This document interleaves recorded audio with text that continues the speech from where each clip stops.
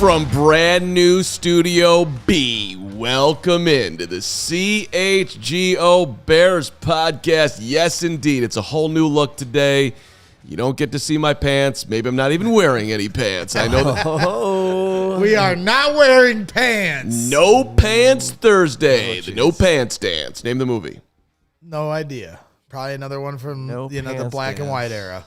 You've never seen Anchorman either? I've seen Anchorman. I'm sorry I didn't know the No Pants Dance that's reference. Probably the 900th. I know. Of all the things you'd quote from Anchorman, the No Pants Dance, that's what you pull.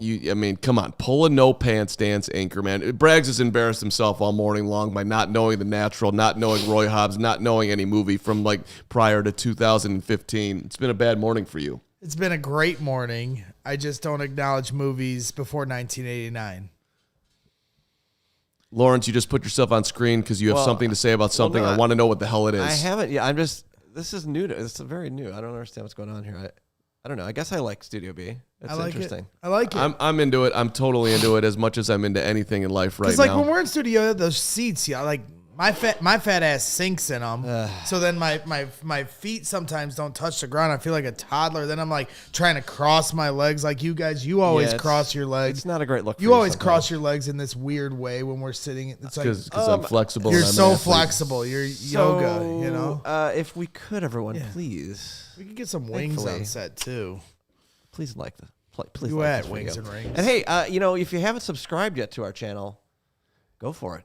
We got good things coming. We do appreciate anybody who's watching, period, but we would love if you'd hit the like button and the subscribe button as we continue to try to grow CHGO to the moon. We appreciate everybody who's done that in the past. Thank you so much.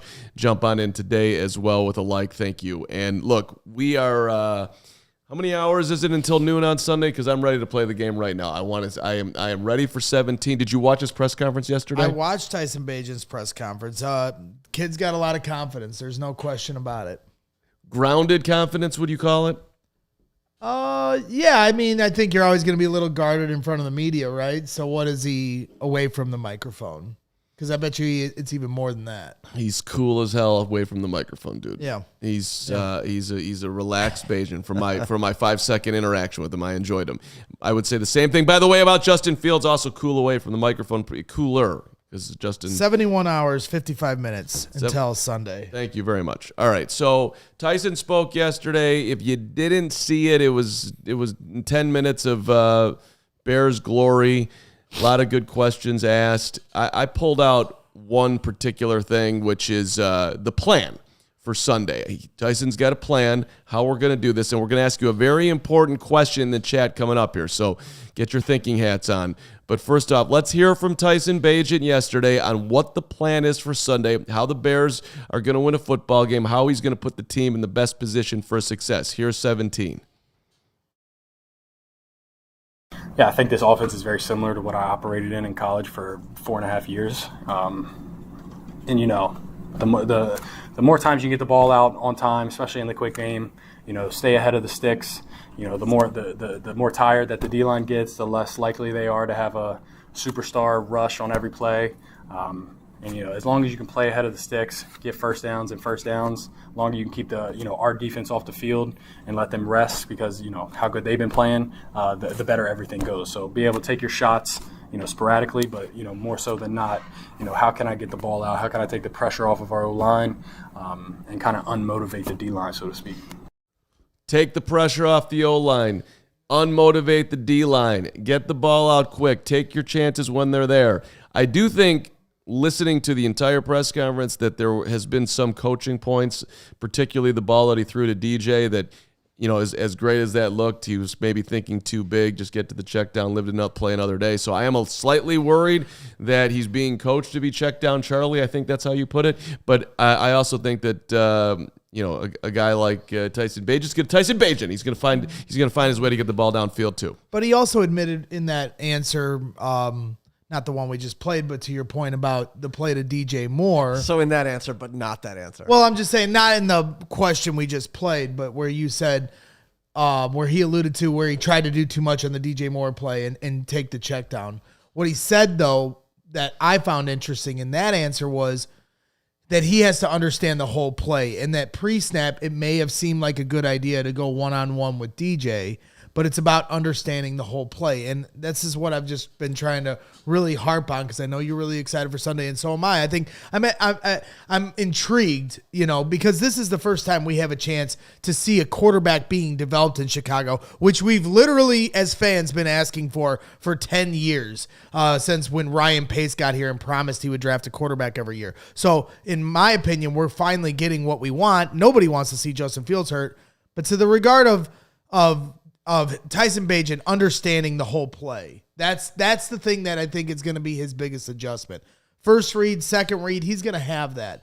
But when he has to let the play develop, understand the entire play, and then also seeing coverages he's never seen before, that's going to be a challenge for any rookie quarterback, especially one from Division II. He's walking up a steep hill, baby. Hell yeah. Which I think that it's very similar to you, Greg Braggs. You walked up a steep hill. You started taking videos in the stands. Yep. You tried to find a pathway into this media game that you have always loved, but now you sort of hate that you're a part of, but love at the same time. So you might be our most Bagent-like character at CHGO. I definitely resonated when he talked about playing with nothing to lose. Right. That to me is something I literally was just telling my wife 2 days ago about. I'm not going to play this media game safe. I'm going to play it with nothing to lose. I'm not supposed to be here. And I think that's the kind of mentality he's going to go in this Sunday. He's not supposed to be here at QB1 already right out the gate. So grip it and rip it. Pressure is such a big thing. And when you're Justin Fields and you have all these expectations, that's different than a guy like Tyson Bagent that no one has any expectations for. Chat, do we think that we have a direct match here? Greg Braggs Jr., Tyson Bagent. Should Braggs already have a 17 jersey and he's been sleeping on it? Should he have not allowed me to become the mayor of Bagent Island when he was becoming the mayor of Meatball Island? Should he have seen his future better? Hey, I'm a Bears fan first, so Tyson Bagent is always welcome on Meatball Island, as is Justin Fields if he wants to join the party. But at the end of the day, no, I think this is where we kind of get lost in the weeds with hyperbole, and everybody's getting super defensive when it comes to Drew Black. Very funny. That's insulting to Bagent. I think, when we get caught in these extremes and trying to defend Justin Fields against Tyson Bagent, at the end of the day, you should be rooting for this kid to come out there and have a big-time game, regardless of what that means against Justin Fields' reputation. They're two separate conversations. Yeah, I'm not bringing that up. Yeah, but fans are constantly talking about this. Okay, I understand. You bring in all elements of Twitter into the conversation. Not Twitter. It's our chat. The chat isn't Twitter, and the chat's talking about it right now. What are they saying? Well, I'm just saying, like they'll be bringing up. Right. We do not need to make this a Bagent versus Fields but thing. We will. That's what Chicago's always been, a quarterback controversy town. Sure, and that's the fun of it. Okay, well let me. Rex is our quarterback. Okay, that's fine. But we didn't have. Who was the other option at the time? I don't even remember. Who did they want to? Kyle Orton. Oh, right, of course. Rex is our quarterback. Right, that drove me nuts. They traded Kyle, and it made me sick. And then we had Cutler, and I hated him too, and everybody loved him. But that was more of a split. But here, let me ask you this: to the people in the chat, and to you for that matter, you can speak for them. How about this? You'll speak for those people right now. I'll try to. Do your best. All right, so. Let's say that because everything that I'm hearing about the Fields thumb situation, couple of weeks now. That's the most universal thought process on how long he's going to be out. That he should miss a couple of weeks. Fields is let's remember this about Justin Fields. Justin Fields is as tough as they come. He is not going to baby himself on getting back to the field. He's not going to need to be 100%. This guy's played with all sorts of injuries at Ohio State when he shouldn't have been on the field. He's like, there's just no way you're going to remember the cracked rib Clemson game? Yeah, I mean, good God. I mean, he got thrilled. Fields he's a bull on the field. He's a bull off the field. He's going as soon as he can play. He's going to be back out there. So I'm asking you the question to the Fields fandom, to the diehards who F you, Carman, you're a Bagent guy. Why do you like Bagent? To everybody, he's a Division II quarterback. He's got no chance. He's Shane Matthews. He's P.T. Willis. He's Moses Moreno. He's all of those guys. To that crowd. Who's P.T. Willis? Is that the guy Peter Tom Willis, Florida State University. You don't remember P.T. on, Willis? man. I thought that was the guy that stole the plane and jumped out of No, it. you're thinking P.T. Barnum. Yeah, Yes. I know. To Jake USMC, who's been coming at me all week. I love you, Jake. And I know you love me too. Semper Fi, Jake. Yeah. So to that crowd, let's just say for argument's sake, we're in the hypothetical world. Yes, I like to live there often. Let's just say hypothetically, Bagent plays exceedingly well. He goes 25 of 32. The Bears win the football game. He throws a couple of touchdown passes. He doesn't even throw a pick, even though I think he's going to throw some picks here because that's what he did in college. He's going to do it in the NFL. It'd be almost impossible to not do that because he is going to take some chances. But let's just say for argument's sake, he does that. And he does it in back-to-back weeks. And now Justin's ready to play. You want to go back to Justin at that point? Let's just say, hypothetically. So what are his numbers each week?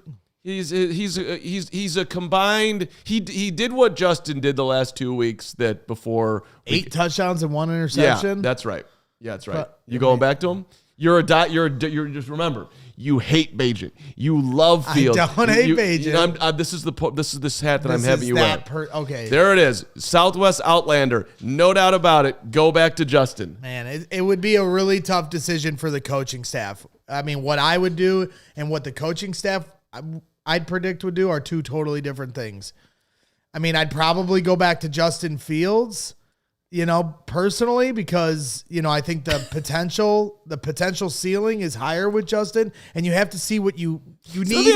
You need to see what you have in Justin Fields before the end of this year. Okay, Let me just stop you right there. Let me stop that question because I keep hearing that one too. Justin is the better quarterback. The ceiling is higher. Yes. How do we know that? You're just basing that on pure athletic talent? I mean, how do we have any idea who's got a higher ceiling here? Well, I mean, Tyson Bagent was undrafted for a reason, right? Yeah. I mean, I think you're kind of getting a little too excited here. I mean, I'm excited and intrigued to see what Tyson Bagent can do this Sunday, but he was undrafted for a reason. I don't want to use exceptions to make my. There's always an exception. But there's lots of exceptions. What round was Joe Montana drafted in? I mean, I'm not. Okay. I'll answer these questions. Joe Montana was a 3rd round pick. Right. Okay, still drafted.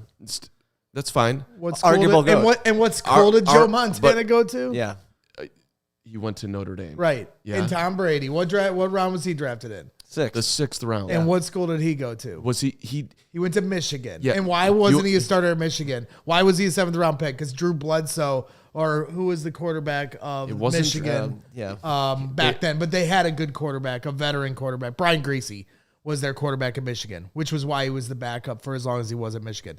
So you hold on. So hold on. Then okay, if you're going to go down that road, then what college did Patrick Mahomes go to? Texas Tech. Yeah. Texas Tech, baby. Big 12. That's a Power 5 university. Now, it's Tyson Bagent stayed at Shepherd because it was best for him. He rolled the dice even when he had an opportunity to transfer, and I respect him for that because he still ended up in the spot that he got. Could have played at any big college that he wanted to play after he had success at D2. Right. Chose not to. The point I'm trying to make here for the record is that the NFL gets quarterbacks wrong. Ejah is the best, extreme example. Kurt Warner was bagging groceries. Exactly. The NFL gets quarterbacks wrong all the time. There's a zillion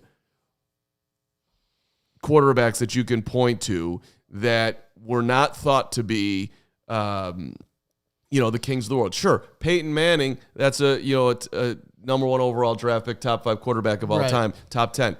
Joe Montana, nobody thought he was going to be a top 10 quarterback, top 5. Nobody thought that Tom Brady was going to become the GOAT. Think about how bad that the NFL missed on the greatest quarterbacks of all time. Okay, they were even if you go back to like 83, Dan Marino in that draft. He was the 5th quarterback taken. Todd Blackledge was taken. They get it wrong. Just because he was Tony Romo. There's another one. Undrafted. They get it wrong all the time. So it's not like I'm talking about something that's completely foreign to what goes on. It happens literally every single. What I'm trying to say is I'm not saying that because he's undrafted that means he can't play quarterback at this league. What I'm saying is that means he does have flaws. Like Justin Fields has flaws. But to act like Tyson Bagent, and I know you're not saying this, but to get over your skis and not acknowledge that there are flaws Tyson Bagent has, that may be different than Justin Fields, and you're only basing it off of, well, we don't know what those are yet.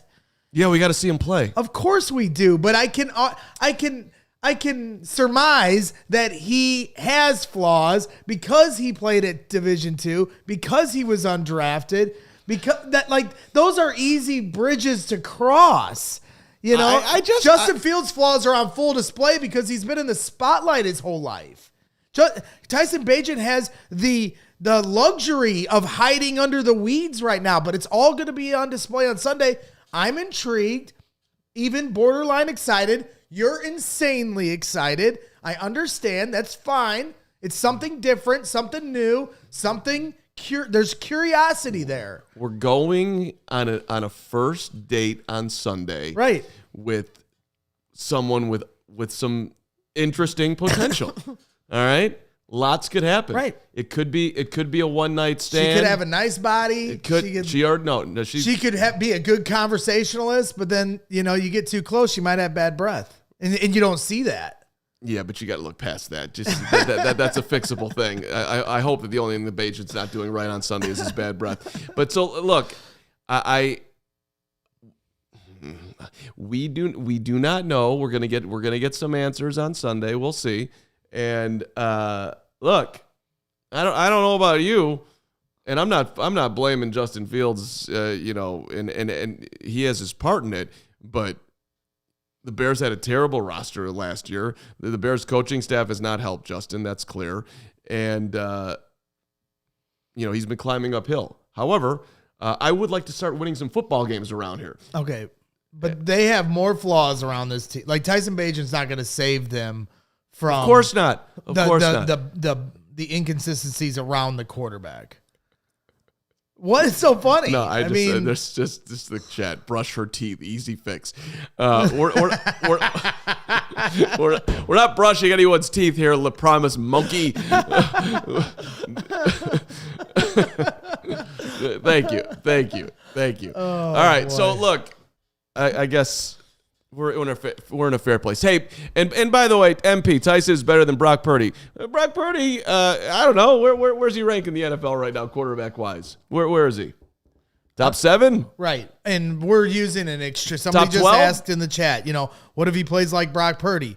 The Bears are not the San Francisco 49ers, ladies and gentlemen. Right. And this is the thing you have to understand. So it's interesting to me that, by the way, I guess the consensus in the chat on the Bagent, and you brought it up, so this is your fault. But you all are saying that because he went to Shepherd. No, I'm just what I'm. Okay, go ahead. Finish your comment. Brock Purdy went to Iowa State. This one went to Michigan. He went to, you guys are basing this on where he went to college. I'm saying he has flaws. That's why there are flaws he has. You're acting like if he was this great. What about Scottie Pippen? He went to Central Arkansas. Oh my gosh. That's fine. Scottie Pippen had flaws too, by the way. And it took Jordan beating him out of him to get him to become the Scottie Pippen today. I shouldn't have brought up another sport, Scottie Pippen, so I'll take that back. All right. Hey, by the way, one of the more fun answers from yesterday from Bagent was, did he have a plan? Again, though, back to the answer your question. Never got to answer the second half of your question, so I'm going to cut you off. If he has 8 touchdowns and 1 interception the next 2 games, the coaches are going to keep him in. You think so? I think so. I don't. Because you got to remember, Luke Getsy fell in love with this guy at the Senior Bowl. Luke Getsy is the reason, in a large part, why Tyson Bagent is on this team. Okay. And maybe... And I am definitely speculating here, but we've been through this blame game for 6 weeks now into the regular season, and Luke Getsy's taken a lot of bullets from Corey Wooten, from Lance Briggs, from Brian Urlacher, all these former Bears, to all these guys that break down the film. JT O'Sullivan. I've been after Luke Getsy all year long. And if this guy comes in here and operates the offense that Luke Getsy's asking him to, he's going to go to Matt Eberflus and Ryan Poles. See, this guy is running my system the way I asked it to be run. And this is the way the play is designed, and he's getting the ball out to this guy because that's the way the play is run. And if Tyson is executing like you're saying, 8 touchdowns, 1 interception next 2 weeks, Luke Getsy's going to stick with his guy. Octane 10820. Getsy running a Division II offense explains everything. That was interesting because Page was like, this offense is extremely similar to what I played in for the 4.5 years that I was at Shepherd. So you're a funny man, Octane. All right. Hey, well, let me tell you about Sunnyside, and then we'll hear from what Bagent would do with his life if you missed that yesterday. If he didn't make it to the NFL, I'm going to ask Greg Braggs the same question, and you, Horacio Hernandez, EV Warrior, Eric Bokenton, Leon Edis. You don't need to read everyone. You love to read random names in the chat that are on screen. I didn't know what happened. I thought his brain. I like shouting out the chat. It makes me. We love the chat. So hey, they don't love us. So they love me. They love us. They love us. I mean, just so much love. It's always flowing. Read the ad. Sunnyside, Lawrence, is your home for judgment-free cannabis shopping. It's a place where all kinds of visitors are welcome to explore, discover, purchase a wide array of their high-quality products. Let's talk today about the good news, which is a gummies. It comes in either in gummies or a rechargeable vape pen. It's perfect for great moments with the crew. So if you're coming out to the tailgate on Sunday and you bring some good news, that'll be some good news for all of us. They've also got the Wonder, which wants to make the world of cannabis simple to understand and easy to experience for everyone. Flavor for you every single which way through October 31st. That's right. Let's get spooky with our cannabis intake, if you will. Go to sunnyside.shop, use the code CHGO25 at checkout, and you get 25% off your total order. One use per customer, not stackable with other promotions. It's not only for new customers. Anyone can use our code. So if you've been there before but you haven't used the code, go back again, use the code, get yourself 25% off. Pick up everything you need to elevate your football season and your life, damn it. You got to be 21 or over or an Illinois Med card holder. Sunnyside.shop. Use that promo code CHGO25. You just made up a word, a promo code. Ravi says in the chat, nice hoodie, Carm. You can get that hoodie at the CHGOLocker.com. I don't know. Do you need to be a diehard to get that one? I don't think so. No, you don't. No. It's a nice hoodie. Check it out on the CHGOLocker.com. Welcome to the gun show. Welcome to the gun show. Welcome to the gun show. Well, it's not exactly a gun show, but you can check out that CHGO Locker while you're eating some Hero Bread. We're excited to have our new partners. We're excited to have our new partners here on the show. Make sure you use the code CHGO for 10% off your first order. Share. I can't wait to start using Hero Bread because you need it. Well, I need healthy options, especially when it comes to bread. You got to be careful about how many carbs you're taking in every day. The bread is soft, fluffy. It's really, really tasty. And that's the number one thing as an eater, that's what you want. You want something tasty and healthy. It's high fiber and ultra low net carbs, 0 sugar. So, it's checking all the boxes. Again, 10% off at hero.com. Hero makes sliced bread, buns, and tortillas that are available on hero.com and Amazon. Fewer calories than leading national brands, 5 to 10 grams protein per serving. So if you're watching your macros like I am with my protein and my fats, my carbs, this is good information to have. So right now, Hero Bread is offering the CHGO fam 10% off their first order. Just go to hero.com and use our code CHGO to save on Hero Bread today. That's HERO.co to save 10% today. All right. Get yourself some Hero Bread. I'm fired up for it. I'm going to be doing some videos as I eat my Hero Bread. Poppy the puppy's going to get some Hero Bread. Lawrence, you going to have some Hero Bread? Are you supposed to be feeding your dog bread? Why can't you feed your dog bread? Your dog bread? Yeah. I don't know. Yeah. Okay, fine. No bread for Poppy. If Lawrence is saying that it's bad for the pop, I don't know. I just don't know if dogs need bread. they need it. All right, so Braggs, everybody needs bread. if you did not, let's just say, argument's sake here, that you got kicked out of Brick Lane because you got in another fight with another one of your coworkers, and they were just like, you know what? Get out of here. We can't take you anymore. And they can't take this. That's right. And for some odd reason, Kevin Kaduk and Jake Flanagan came to their senses and said, "Get out of here, Braggs. You're bad for business." What's your backup plan? You got one? I think if I had stopped bricklaying at any point, I was gonna go try to get into the Ford plant. The Ford plant? Yeah. You're going to work at the car? Yeah. Okay. Go all work right. at the car factory over in Chicago Heights. I do that with you. I have a bunch of friends that are over there. It's a good company, and Like the old Michael Keaton film. got some higher ups I'm friendly with. So I was always thinking to myself, well, maybe one day I could angle myself into the Ford plant, put together some cars, All listen right. to I got Mark Carman on the radio in my earbuds There you while go. I'm on the factory line and call it a day. I appreciate that. I don't like Gung Ho. Remember the old Michael Keaton film? Back that one. in I the have 80s? not seen. He's working in the car factory in the. Yeah. Yeah, sure. Okay, let's go. I mean, I sort of like you more as an Uber driver, just entertaining people and just talking all day long and getting to know the world. But it's fine. You want to go Ford plant? That's great. Tyson Bagent, what are you gonna do, or what were you gonna do if this NFL thing didn't work out for you? Yeah, I was going to just CrossFit my life away, get as ripped and jacked as I possibly could, and be a teacher at Martinsburg High School. CrossFit his life away, get ripped, and be a teacher at his local high school in Martinsburg, West Virginia. Martinsville, whatever. Yes. Doesn't matter. Martinsburg. Whatever. Doesn't matter. Is that not the greatest answer you've ever heard? How does that make you not fall in love? The dude was just going to CrossFit his life away, get ripped. I'm going to teach kids. I'm going to play football. I'm going to hang out at home. I'm going to go down to the local watering hole and live my life. Yeah, it's pretty good. That's you. You are him. No, I definitely would not have been a teacher. That I'm not. Gym? Gym class, maybe. So we'll see. I mean, I like you know who he definitely has shades of Josh McCown.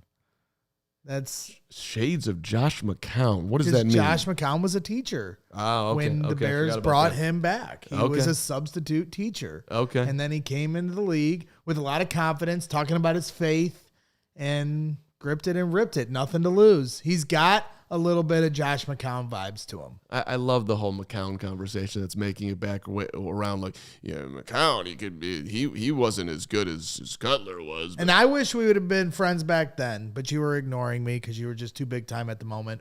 But now I've dragged you down to my level. But back then, I was a big Josh McCown guy and was adamant, big Josh McCown guy. When he went off and they didn't punt the entire game against Dallas. Yeah. And every drive was a scoring drive. Yeah. I was like, no more Jay Cutler. This should be your quarterback. Right. I'm done with the Jay Cutler roller coaster experience. I want Josh McCown as my quarterback. And they didn't do it. They went back to Jay. You know exactly. You know who wanted Josh McCown to be the Bears quarterback at that time? You. Well, me and the entire wide receiver room. If you talk to those guys after the fact like I have, Earl Bennett, yeah, we wanted McCown to stay in there. He was rolling.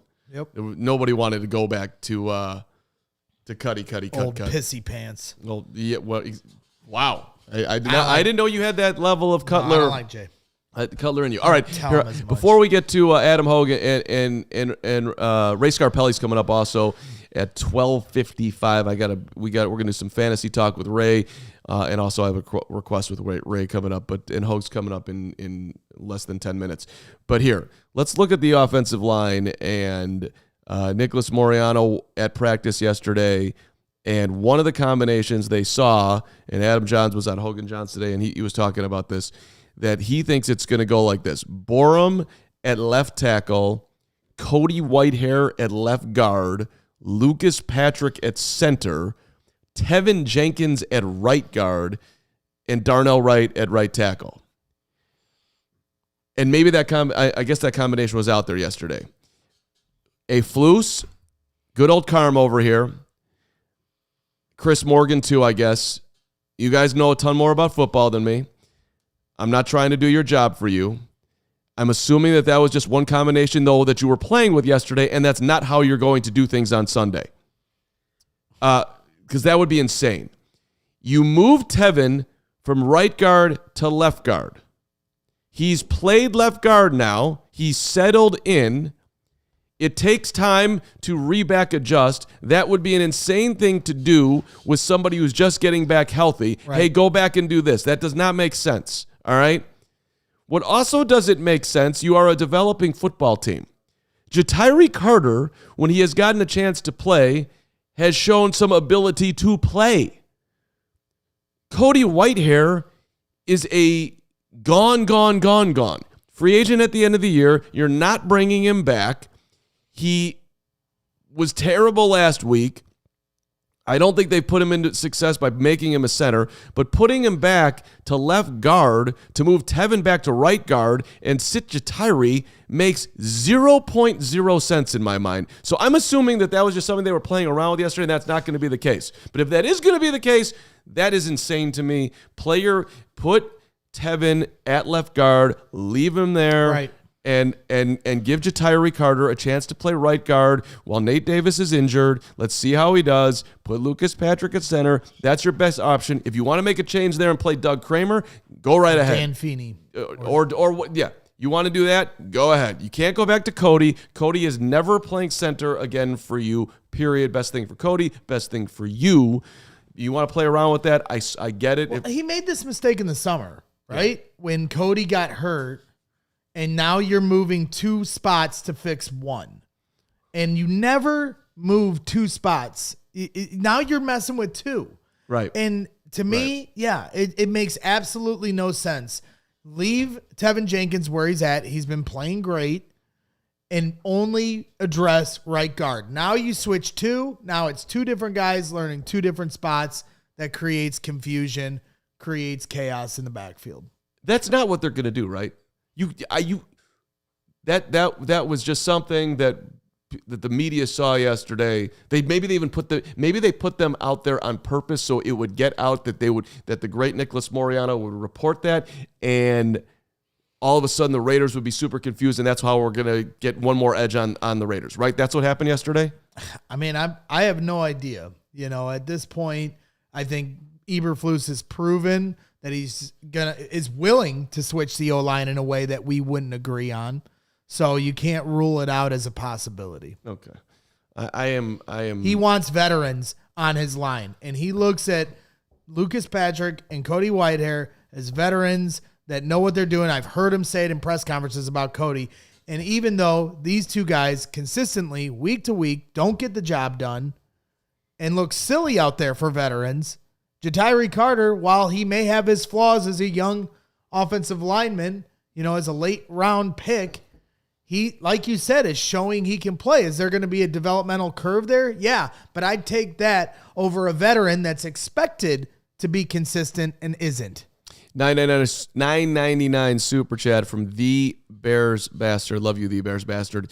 Sad seeing Cody's colossal demise. Only guy who has been here since the Fox era. Once a fan favorite and consistent player is now booed week after week. People forget how much he's done for the Bears. Look, he has been a solid Bear. To be clear, as the Bears Bastard finishing up here with another $1.99, to be clear, he's a liability now. He needs to sit. Right. Look, I wish I said this earlier in the week that I had been more adamant at the time. Do not put Cody Whitehair back to center. That's crazy. You're asking him at the end of his career to go back to playing a position that he was never comfortable in originally. Made no sense, but that's what they did. And now it just looks like he's all sorts of lost. So I don't know. Cody, for a while there, to the Bears Bastard point, he was a fan favorite on the offensive line. The only guy that didn't like Cody Whitehair ever was the guy that I used to do the Bears postgame show with Ed O'Bradovich. He never liked him. But this ending was is unfortunate. But hey, look, Father Time is undefeated. Why don't this is just a on-air suggestion with producing the rest of the show, but why don't we get through the rest of the Super Chats now before we get to Hoge and Great idea. and Let's Ray, go. so we don't, extend the back end of the show. There we go. Wow, look at that. Great. Look at this guy, Kevin Carlson. I'm a pro. You're such a pro. Look, Tyson Bagent, you can do it too. I mean, You can just go for it, nothing to lose, and then one day you're going to be sitting next to all-stars like Mark Carman, and you'll be a pro yourself. that's really nice of you to say, Greg. Thank you, and very accurate, too. That's exactly what I am. $20 from Kevin Carlson. Bears fans, what if Peterman was QB1 right now?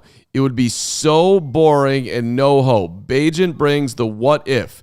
What if the faster decision-making and the quick release makes the difference?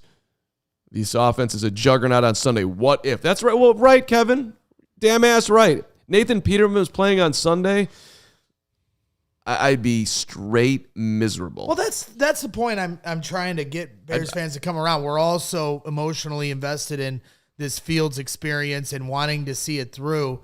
But this is a separate conversation about, yes, we don't have Nathan Peterman, the tank commander, coming out this Sunday. We have a developmental quarterback that is intriguing. Tank Commander Peterman. He was, and he did a great job leading us to our tank victory last year. I think I did a graphic, yeah. Yeah, we don't need to tank this year because we have the Panthers pick. Yeah. They should be trying to develop and win games, however that's possible. And Tyson Bagent, next man up. Unfortunate circumstance for Fields, but you should be intrigued at and even borderline excited to see what this kid can do. I'm sure there's going to be bumps along the road, but at least now we have a developmental quarterback that we can look into. Which is what I was begging for leading up into the draft. Let's get somebody in here who we can develop. My guy was Holden Ahlers. They didn't go with Holden. That's fine. They went with Bagent. Great. That's why they get paid the big bucks. Joe Calcagno, $4.99. I don't want to draft a quarterback for a few years. Build a roster, build a winning coaching staff, add blue chip players, and a quarterback will emerge. Yep. Joe, if they get the number 1 overall pick, they're taking Caleb Williams. So you better brace yourself for it. No matter what happens with Bagent, no matter what happens with Fields the rest of the way. I understand the logic behind it, but yes, I mean, you only get so many shots to have a number 1 pick and a number 1 quarterback draft option. So, as much as that makes sense, if they have a top 1 or 2 pick, a quarterback's going to be the name set off the board. Yeah, and people are talking about Caleb Williams saying, well, he wants a part of ownership in whatever franchise drafts him. He's not getting that. It does slightly concern me that this dude is this Caleb delusional. Williams wants the entire organization to have their nails painted. I mean, I would love a raise. I'd love a new car. I'd love.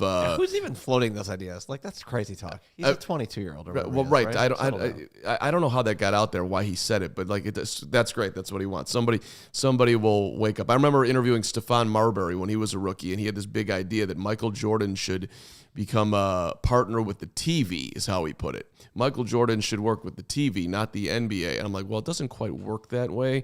Starberry was very entertaining to watch, and I love the back end of his career too. But don't worry about that. Caleb Williams is going to have to live in reality when he comes to the NFL.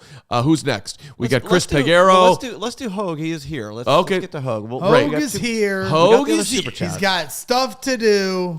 And he doesn't have time for our nonsense. Adam Hoge, live at Halas Hall, joining us here on the CHGO Bears Podcast, his show. What's up, Hoger? What's up, guys? Yes, I never have time for the nonsense from you two.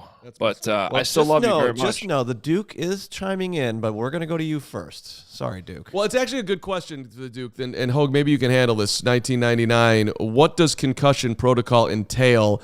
Are they getting serial brain scans on Roshan and seeing he hasn't recovered yet? And of course, Roshan's still in the concussion protocol. I don't know if there's been an update on that today. I assume there isn't. But how would you answer that for the Duke? Yeah, no update yet today. There's just certain benchmarks.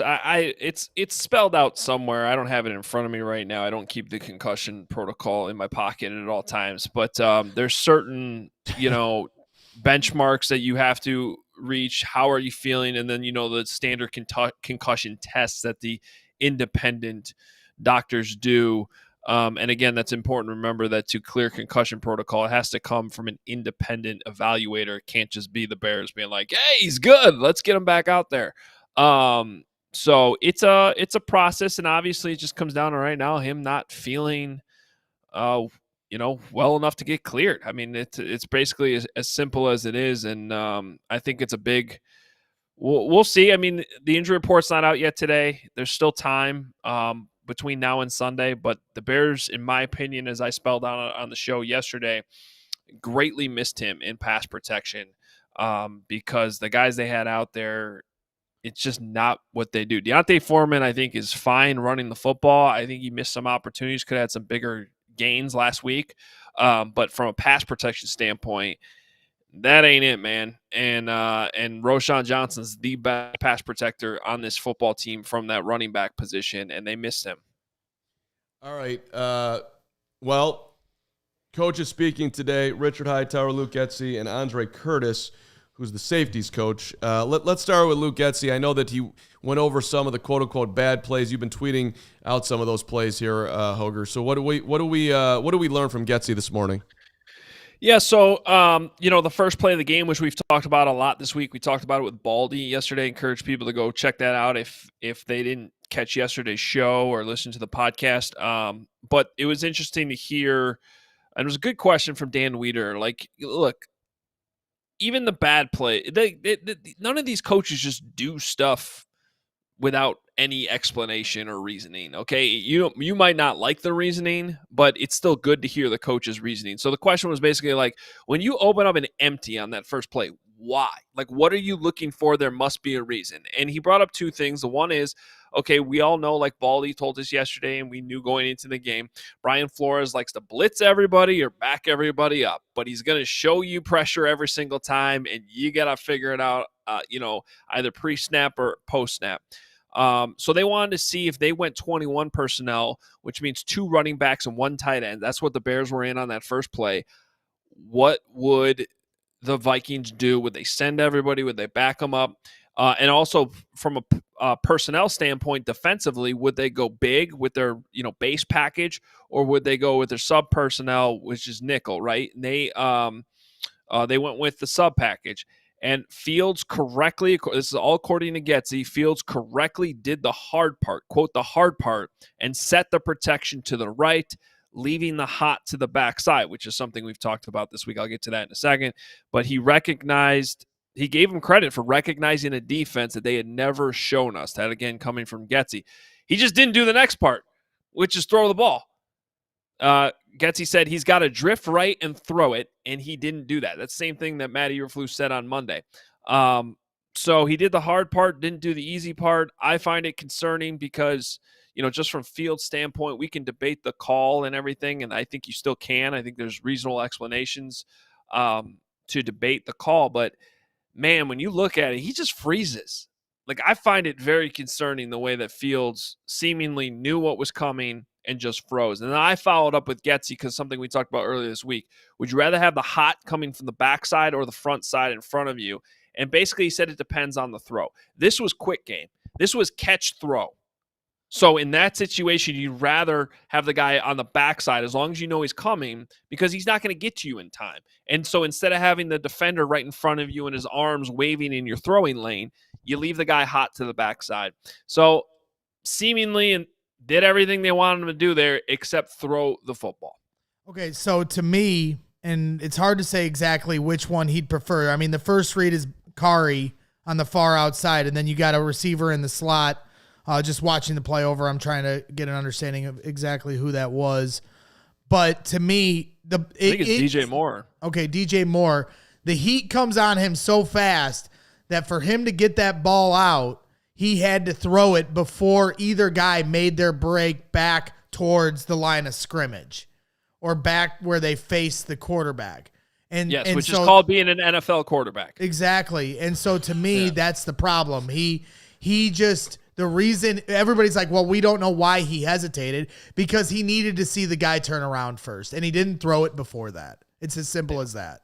Which gets back to, and we can get to some of these other plays, calling plays to what your players can do. And look, we can, Fields has a lot of strengths. There's a lot of reasons why we all like Justin Fields, but one of the things he doesn't do is throw with anticipation. Now, quick game should just be dude, catch throw. It really should not be that complicated. But man, even if you just check out my Twitter account right now on the video, it's just concerning that he just sort of freezes. Now there was a little bit of, I'd like to see the right side of the O-line stay in their ground a little bit better there than they did. Yeah. This whole idea of him sliding to his right, because they basically wanted him to roll to his right a little bit, at least take a couple steps and kind of throw it on the run. And I can kind of see why Justin hesitated doing that, because it looked like the right tackle being walked back a little bit. But I don't know, man. We can talk about it to death. I think we should get to the next play, but I don't love the call. That said, the call should have worked. The quarterback didn't execute it. Okay, on to play 2 we go. What's next on the docket here? So we talked about this too this week. These 2 plays where they both resulted in turnovers, where your running back got left blocking a defensive end. In one case, it's Danielle Hunter who pushes Deontay Foreman straight back into Justin Fields on that interception in the first half. The second one was the Tyson Bagent strip that got returned for a touchdown. And on that one, you had Darrington Evans left on a 3 technique, which is just a horrible matchup. So I asked this question to Getsy today. I phrased it exactly like this. I said, I'm going to go out on a limb, Luke, and say that you didn't draw it up that way. So what happened? And to his credit, he's being pretty straightforward in these answers. The play 1, here's the quote. Just a young guy made a mistake, blocked the little guy, and so he lost an opportunity to throw one to DJ there. Let me translate a little bit. If you watch the video, the call from the center, everybody's sliding left on the protection. Everybody got that call except for Darnell Wright. So when he says young guy, he's talking about Darnell Wright. Darnell Wright didn't go left. He blocked to the right, which was the linebacker, and that left Danielle Hunter, the greatest player on that defense, to come straight through to the quarterback, leaving only the running back to block him. So miscommunication up front. The second play, again, miscommunication. That's Luke Getsy's words. The center made a call. We didn't execute that call. If you look at the video, you see Cody Whitehair say, hey, fan out left. The weird part about this one for me is the one person who didn't fan out left was Cody Whitehair. So I don't know. It seems to me like Cody said we're going left, and then he didn't go left. So, but then again, we saw a quarterback on the first play who seemed to know what was going on, and then he just didn't do the part. So, guys, sometimes when the bullets are flying, your brain freezes. I can't say with 100% certainty that was Cody's fault, but if you're telling your guard to go left, yeah, you can see you can see him pointing. Yeah, and the 3 techniques coming through. Then if you don't block him, I don't know who else's fault that could have been, and I think there's a reason. Again, though, this is who got benched in this game. It was Cody Whitehair. And that just goes to and that just goes to show you where, and I really appreciate this insight. It makes us all smarter fans, and that helps because fans in the stands are going to scream, Luke Getsy is an idiot. And he might be at sometimes. There's things I would push back on him that he could have done better in this game, including running the ball and taking some of this confusion out of the rookie quarterback's hands and out of the center who is having his struggle with his own hands. But at the end of the day, these execution points you're highlighting here, just put it on display that there's more layers to why a play doesn't work, and simply to always just blame the quarterback or blame the offensive coordinator is not how it always works. And fans tend to go to the low-hanging fruit before they have a true understanding of what's going on. So I appreciate the insight. Yeah, I got a couple more too that I just haven't had a chance to pull the video yet and tweet it. But so the 3rd and 7 where they ran the ball, that you're like, why did they do that? So he said that was a premier look that they had talked about during the week. When they showed this, let's check to a run. So again, the right decision was made at the line of scrimmage according to how they coached it. Now you can say, are they coaching it right? Sure, but it came down to the fact that the blocking just wasn't executed. That's what Getsy explained, and I think that was the one where he said that they actually kind of tripped. It was a Foreman who's running on that. I don't have it in front of me, but the running back got tripped actually by one of the Vikings, which isn't a legal tackle. I didn't necessarily notice that off the top, but and then what else? We had the Bagent interception too. Bagent, his explanation yesterday was like, hey, I just got to check that ball down. But, according to Getsy said the problem was that he took 3 hitches. If he just takes 1 hitch and throws it, that ball's out, ball's in the air. DJ Moore has a chance to make the play. He took 3 hitches. So now at that point, when you hesitate, you got to hit the check down. So, a couple mistakes there, right? 1 hitch throw. All right, once you hesitate, then you got to hit the check down. I think the Bears would have rather see him just go 1 hitch, throw it up there. But there you go. That one, I think, mostly on the quarterback, although he did have a lineman come right in his face. Although Getsy also said that Bagent kind of stepped right into the lineman that ended up hitting him there. So, you can't do that either.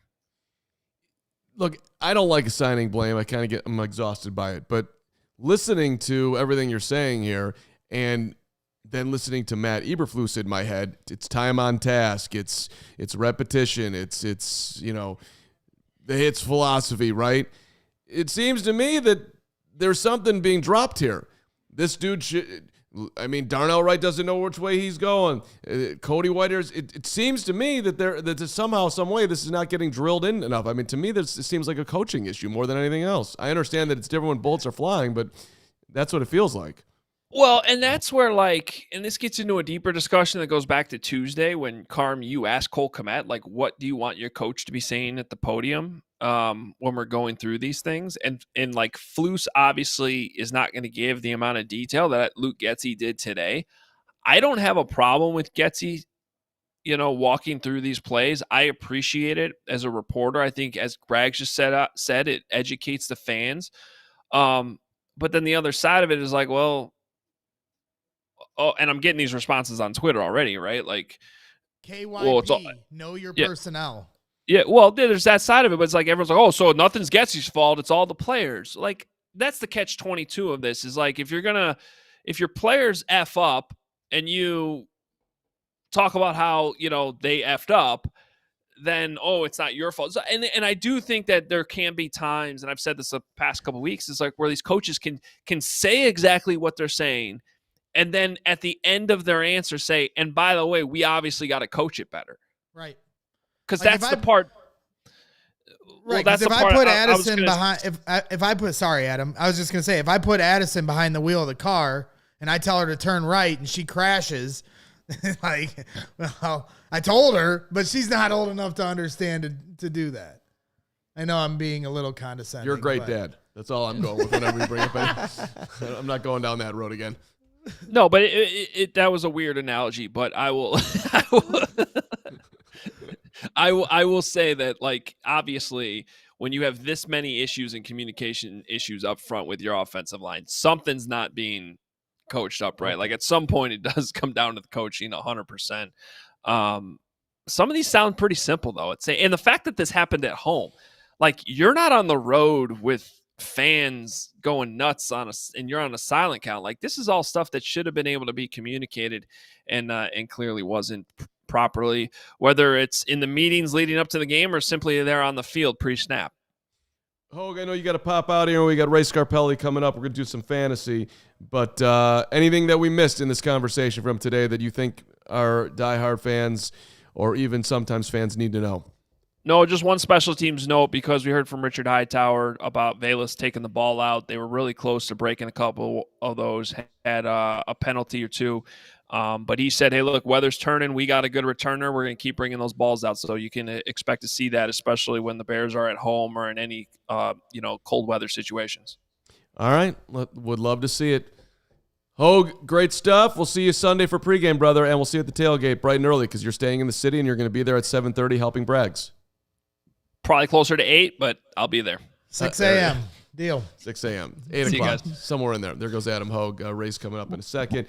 Can you crack your Ollie Pop, buddy? Because it is a new kind of soda, and you got to get your gut health going on here. So, look, 2 out of 3 Americans say they suffer from digestive issues. You're in that crowd because It's good. The grape Olipop. The grape Olipop is straight really delicious. good. Yes, straight delicious. 95 Americans don't get the daily recommended amount of fiber. Get it in the most delicious way. 95 Americans or 95%? 95%. Did I say percent? 95 is not a lot. Yeah, no, 95%. Thank you very much. Olipop is tackling both of these issues with the drink. What just happened? I was clearing my throat. Do your thing.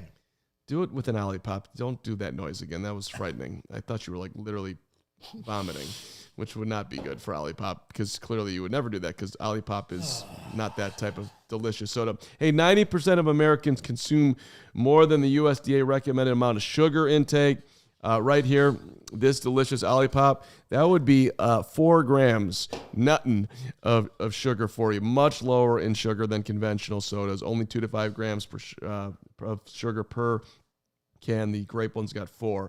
So listen, you're going to love their probiotics, and they offer, by the way, a 100% money-back guarantee. If you order and you don't like it, they will, of course, and give you the refund if you order it through their website. This is what you do.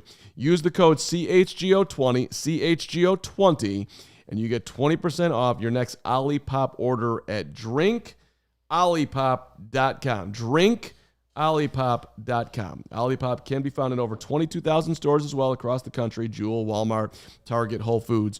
But if you, again, 20% off, if you go to drinkolipop.com, get it shipped to you, then you don't have to carry it out of the store. It comes right to your home. It's a beautiful way to do it. And right here today, we're into the classic grape. Olipop. Let's go. That's right. And when you and Super Trenton are driving over to Circa Sportsbook, make sure you're drinking an Olipop on your way over there. Circa Sportsbook is a new proud sponsor here at CHGO Sports. They've been coming out to our tailgates. They're entering the Illinois arena, heading over to Waukegan, and they've got some really great stuff to offer. Their games strive to be a -110 split on the Circa Sports menu, unlike other sports books, which may use a -115 or -120 split. Circa Sports keeps as little money as possible on large market bets, especially compared to the other books. They're very transparent, and that's the thing that I love about them. Circa Sports does not limit players based on their winnings. Every player has the same limits, unlike other books who do limit winning players. They encourage bettors to download and explore all sports betting apps that are available. Go ahead, compare the lines from each sports book and see for yourself. Their customer service is second to none. Real people behind the Circa Sports brand who resolve issues in a timely fashion, unlike other books who use those chat bots where you can never get a straight answer because it's an AI. And what does AI know? They know nothing. So talk to a real person at Circa Sportsbook. All aspects of the app are being run by the same team that runs the main Circa Sportsbook at Circa Resort and Casino in Las Vegas. We've all seen the amazing pool and TV setup they have in Vegas. I actually, one of my friends just sent me a vid of a Las Vegas Golden Knights goal from Stadium Swim. Really hoping that we all can see it for ourselves. Yeah, that'd be nice. For Super Bowl week, but we shall see.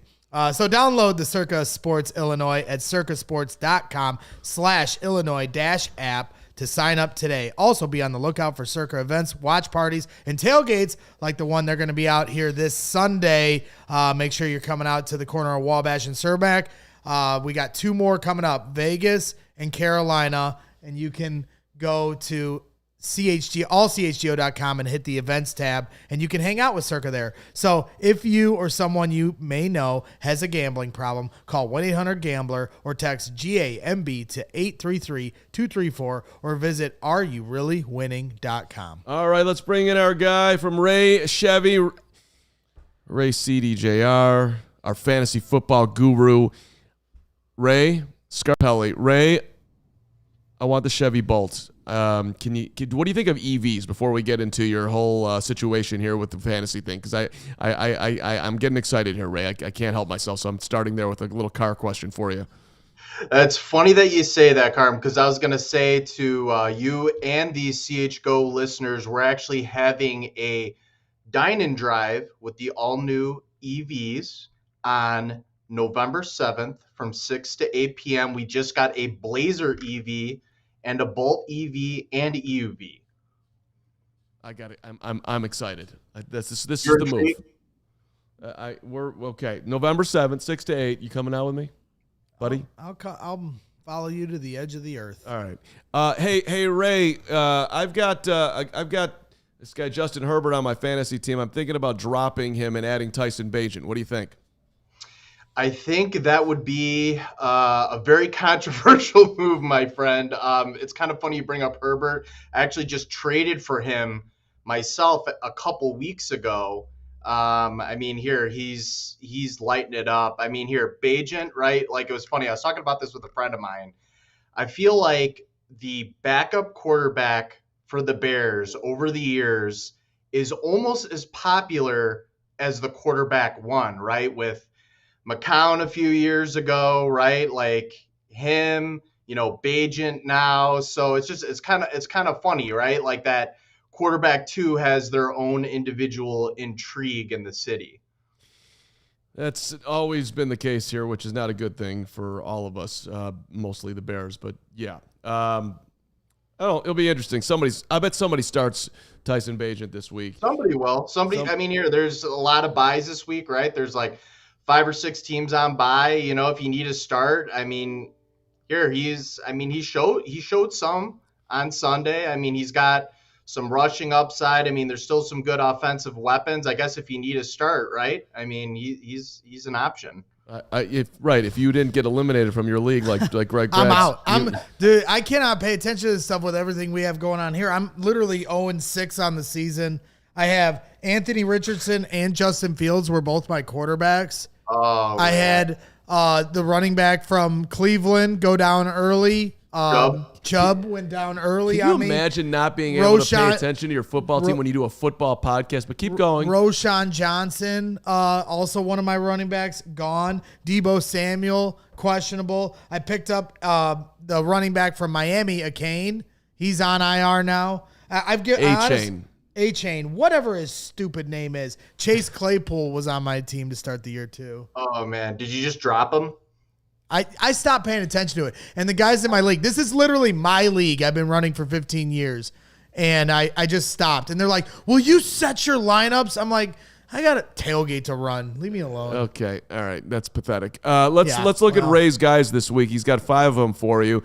And it starts out with our guy Tua at the top, Kenneth Walker, and the Seahawks, who's Seattle? Seattle's a heavy favorite at home with the Cardinals. I think he's going to run all over them. He loves Tyreek, which is a very solid chalk play with the Dolphins. I've got Mark Andrews, and he likes the Seahawks defense against the Cardinals. The Dolphins, of course, are playing the Eagles. So that's a little different. That's a little interesting that you like Miami so much here, Ray.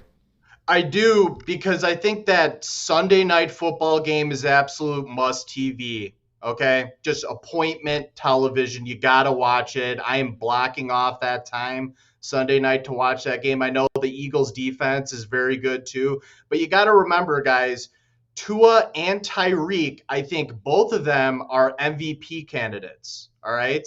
And I think that if they beat the Eagles on Sunday night, one of those two have to show up. I mean, here, if you look at Tyreek Hill, he's like the MVP of fantasy right now.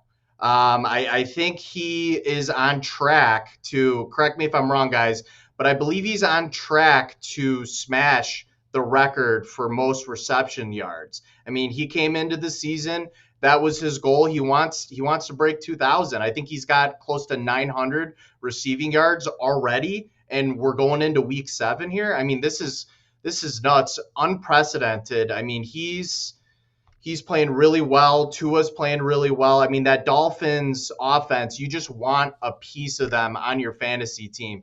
I will say one player that I would fade in this game, and I'm not saying this if my buddy John is listening, I'm not saying this just because I'm playing against this player.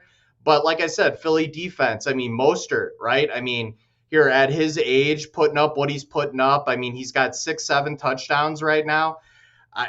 I mean, I wouldn't expect a huge game from him. I think they got to wind it up with the pass. That's why I got Hill in there. I think Jalen Waddle is a buy low candidate as well. If you could trade for him in your fantasy league, I think you should do it. I think he's going to have a blow up game as well. So I just really like the pieces of this Dolphins offense.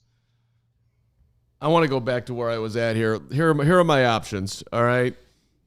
Herbert, and you got to take on the Chiefs.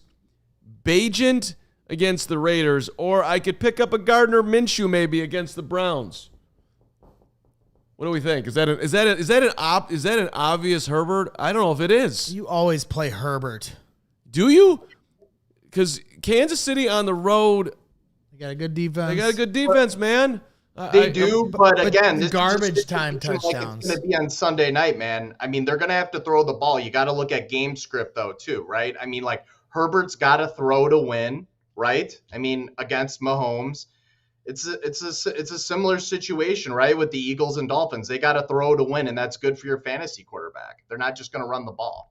I mean, all right, he's got the bad hand going on here. No, Ray, that's the smart thing to do, but no, you need to start Tyson Bagent. I do, right? Just go all in. All right. Don't He's be scared. renting his house on Meatball Island too, right, Braggs? Right. I mean, he got a rushing touchdown last week, so, just keep banking on all that. 4 touchdowns, no picks. I like it. Hey, Ray, before you get out of here, how are you handling this 1-5 situation? I know this is not the plan when you were, saying like I want to be on CHGO with these amazing Carms and Braggs and Hoges and Benedettos and talking every week about football. We were hoping that we'd at least be 2-4, damn it, not 1-5. But here we are. Well, I mean, here, I hate to even say this, guys, but amongst, guys in my fantasy group, other Bears fans, guys I'm friends with when we're talking about football, like I hate to even say this, but it's like, I mean, you're kind of looking at next year, right? I mean, especially with the draft, we got that Carolina pick, we've got our pick.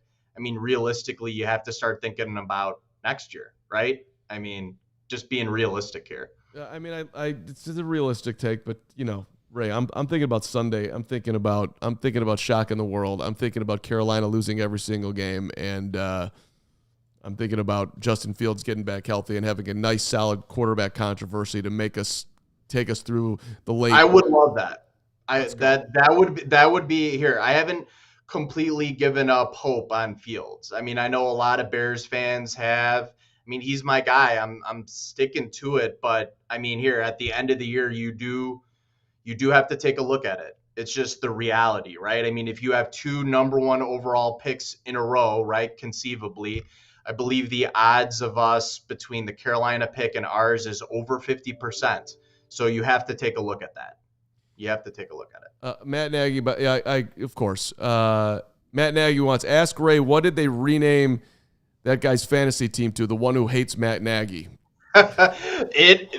Good question, Matt. Actually, it was Claypool Flust my Nagy. Claypool. There it is. Claypool. So that is what we renamed his team to. It's good. It's good. Hey, go see Ray at Ray Chevy in Fox Lake, and you're going to find the vehicle you've been searching for, by the way. Best of all, 0 hidden fees with the Ray Price Promise. Visit Ray Chevrolet in Fox Lake or raychevrolet.com as well if you want to check it out online before heading up. Been serving the community since 1963. Find new roads, damn it. I'm coming out November 7th, 6 to 8. Let's go. Looking forward to it, guys. Carm, you're going to love the car, man. I'm just telling you. You're going to love it. Well, I'm kind of playing the staring contest with you for that car behind you. I know it hasn't come off the lot. People are, I don't know what's. Lie to you, man. It's got a deposit on it, but I have the 4-door version of it, the Charger, same color. Okay, all right. Thanks for the intel. Bragg, you can't be in a green. I'm a tough negotiator, Ray. I got you, man. And me saying I'm a tough negotiator, I'm saying my wife is a tough negotiator. I'm a sucker. Ray overcharged him. He's an idiot. Thanks, brother. Good to see you, Ray. Good to see you, boys. Ray Scarpelli, Ray Chevy. Let's go. Let's go. You like saying let's go a lot. I do. All right, so listen. And when you let's go. Yeah, go ahead. You should always go become a diehard is what you need to become.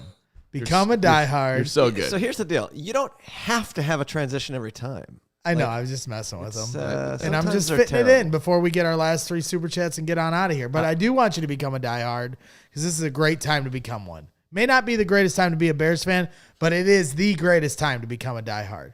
We've got some great events coming up. You can get discounts on the tailgates. Carm's leaving or putting his helmet on. Drop the football. Ball.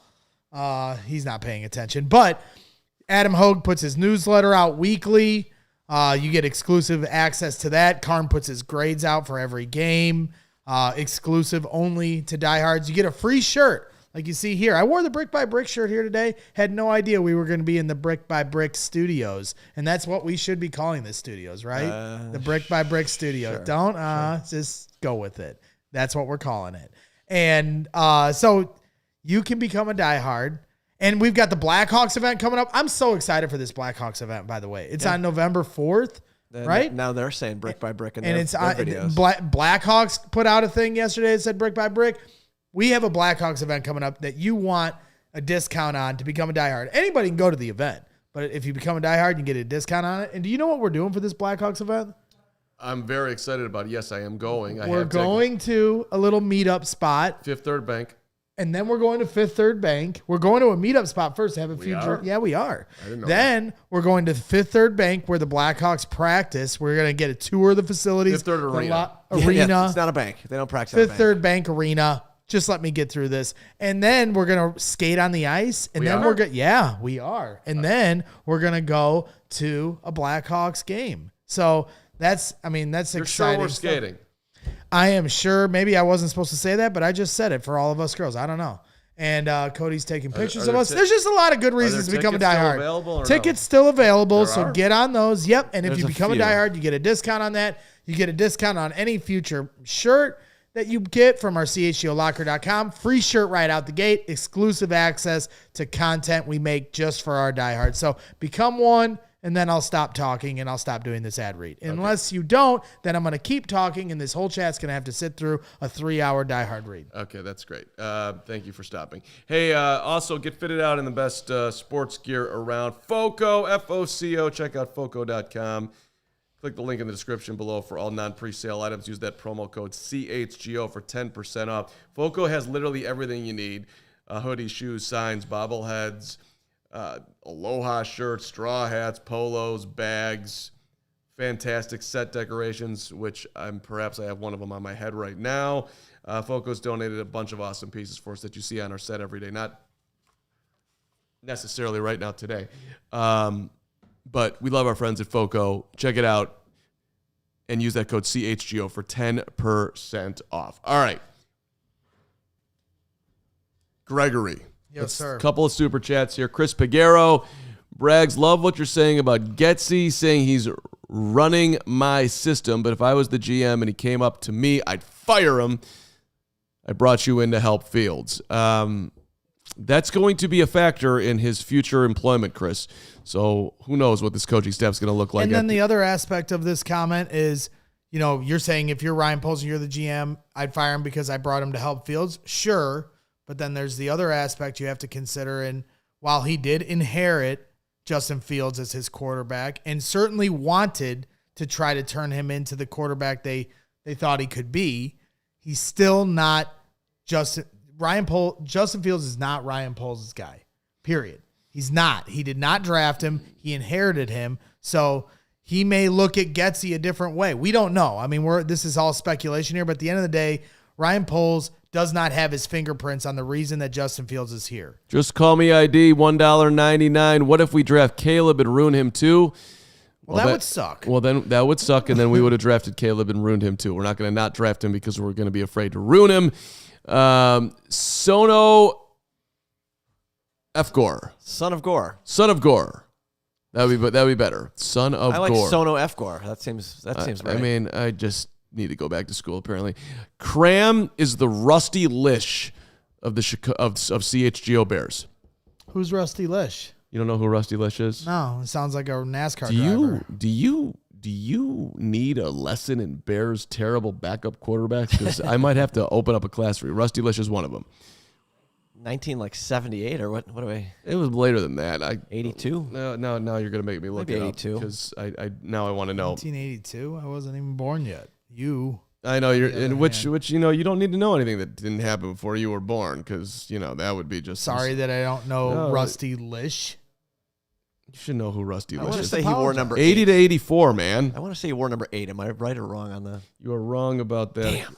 I think at least the picture I just saw was 12. That's correct. Yeah, 12. That, yeah. Rusty. I love number 12. What am I thinking? Rusty Lish. Russell John Rusty Lish played 5 years for the Cardinals and the Bears in 5 NFL seasons. Lish managed only 1 touchdown versus 11 interceptions. There's a Bears quarterback for you. 1 touchdown, 11 picks. If you were the Bears quarterback, you could only do 1 less touchdown worse than that before you got to 11 interceptions, just so you know. Ended his career with a 25.1 passer rating. He's considered by many to be one of the least effective quarterbacks in NFL history. You know what, son of Gore? I got beef with you for putting me in that category. That is not nice. And let's go. Hey, Phil Unin, by the way, Carman starting Bagent 2, 3 touchdowns, 21 for 32, 287 yards. Good luck, bro. Let's actually. And Phil said he wants to come out to the tailgate and throw bags with us. Let's go, Phil. Let's absolutely go. Who, All right. Phil, who would you want on your team if we're throwing bags, me or Carm? I'll let you answer in the chat. I'll answer for Phil. You're better than me at that. But I mean, a couple of more weeks and I'll pass you up. Okay. As we say goodbye, and we're gonna do this on the pregame show again on Sunday. Are we gonna sing? But a you song? won't even be on. No, we're not gonna sing a song. You want to sing the song? No, Thank I goodness. Just, No, I didn't- please. I thought that's what we were go. about to No, do. I want to know what your numbers are. How we haven't played Secret Bagent Man all week is a mystery to me. That is a bad job by us. We'll play it Sunday on a loop. All right. At the tailgate. I want to know what you think Bagent's numbers will be on Sunday off the top of your head before you don't speak again till post game. 225 yards, 2 touchdowns, 2 picks. What's his completion ratio? 60%. 58%. Give me a 16 for 24, or give me something that we can track here. I can do a 60%. He's what for what? Well, now I have to try to figure out. No, what don't worry about the 60. is. Don't worry. You didn't say that. Nobody said that. No one cares. Give me the numbers. You got 225, 2 touchdowns, 2 picks. Okay, what else? 17 of 28. 17 of 28. What is that? Didn't our guy literally just say 17 of 28? I didn't see it. Okay, all right. So, 17 of 28. What is the percentage of that? Is that what you're asking me? well, yeah. Oh, you got to type it in, Mr. Well, you- Math Guy. Yeah, I could. That's about 63%. Damn, I got close. so, maybe I just did that off the top of my maybe head, by the way. 16 of 28 then. Just shush. 17 of 25. Say 63 sounds 225, 2 touchdowns. Lord Crimson has 160 yards, 1 touchdown, 3 interceptions. Anybody else? Lock him Well, in. I'll say this much: when we talk about the coordinator putting the team in the best position to win, and if he's trying to shuffle around this offensive line, a few more max protects might help. Maybe run the ball a little more, take some of the decision making out of the quarterback's hand, out of the offensive line's hand, of how they're gonna pass protect, which they've had trouble with all season long. Those are things that might be smart to do instead of trying to constantly call plays that the team can't execute and then coming into the, mid-season or midweek presser and say, well, this is how it's supposed to be ran and they just didn't run it. Well, you got to run plays they know how to run. And if they haven't proven they know how to run them, you can't run them. Okay. All right. Just take a deep breath. We're going to end the show. Your boy Boogie, 1 for 45 for 3 yards, 1 rushing touchdown, 9 sacks. You know what? I love that you're Justin Fields. Love you, boy Boogie. So you stick with it. Bagent's the worst quarterback of all time. We're going back to Justin. Some brilliant people out there think that I'm the Tom Brady of the show. These are beautiful people with beautiful thoughts, with beautiful hearts. Those are the people that I love the most. But for those of you who think that I'm the Steve Fuller of the show, do you know who Steve Fuller is? Yeah. Who is he? He's a quarterback. Number 4? Do you have any idea what He never era played. Steve Fuller played in? Okay, 80s? we're gonna end. We are actually gonna end the I know show. he's a quarterback for the Bears. I can't remember if it was the 80s He's in the or Super the Bowl 90s. shuffle. He's in this damn ass Super Bowl shuffle. Do you understand how unbelievably upsetting this is? They say Jimbo is our man. If Jimmy can't do it, I sure can. This is Steve, and it's no wonder I run like lightning and pass like thunder. So bring on Atlanta, bring on Dallas. This is for Mike and Papa Bear Halas. I'm not here. Feathers ruffle. Just came here to do Super Bowl shuffle. He wore number 4. He beat the Washington. That'd have been a good way to just end it. all right, Bam. bye. Almost did. We all silly like the mayor.